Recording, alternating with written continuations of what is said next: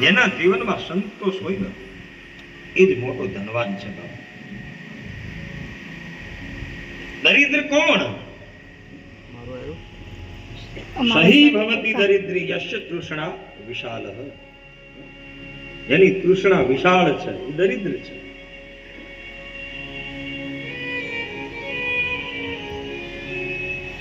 જગતમાં શ્રીમંત કોણ?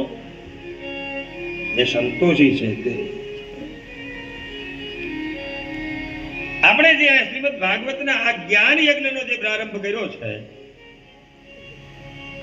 તો આપણે આ જ્ઞાન યજ્ઞમાં આ અગ્નિના તાપમાં 7 દિવસ સુધી આપણે આહુતિ આપશું.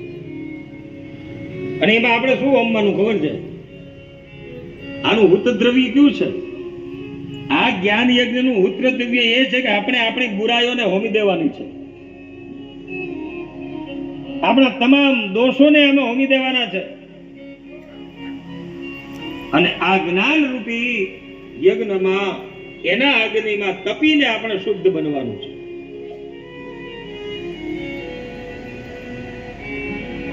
તો શ્રીમદ ભાગવતના આરંભમાં ભગવાન વેદવ્યાસ મંગલાચરણ કરે છે. ભાગવતની અંદર 3 જગ્યાએ મંગલાચરણ છે. ગ્રંથના પ્રારંભમાં, ગ્રંથના મધ્યમાં અને ગ્રંથને અંતે.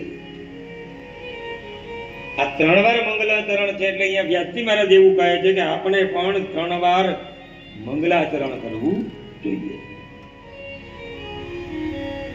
શ્રીમદ ભાગવતના આરંભમાં વેદવ્યાસનું મંગલાચરણ છે, મધ્યમાં સુખદેવજી મહારાજનું મંગલાચરણ છે અને અંતમાં સૂતજી મહારાજનું મંગલાચરણ છે.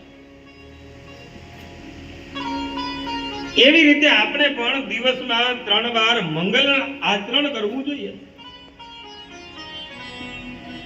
સવારના ઉઠતા વેત ભગવાનને યાદ કરો, હરિને યાદ કરો. મધ્યાહન સમયે પ્રભુને યાદ કરો, સાયંકાલે પ્રભુને યાદ કરો.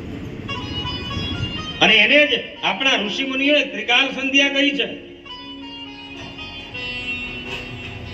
એ રીતે જીવનની 3 અવસ્થાઓ એને પણ મંગલાચરણથી મંગલ બનાવો. બાલ્ય અવસ્થામાં મંગલાચરણ કરો. અને મંગલાચરણનો હવે પ્રારંભ છે ને બાલ્યકાળથી થવો જોઈએ. અને જે બાલ્યકાળથી જેનું બાલ્ય અવસ્થા મંગલ બને ને, એમની યુવા અવસ્થા પણ મંગલ બને. જેની યુવા અવસ્થા મંગલ બને,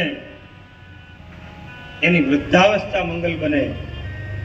અને જેની વૃદ્ધાવસ્થા મંગલ બને ને, પછી એનું મૃત્યુ પણ મંગલ બને.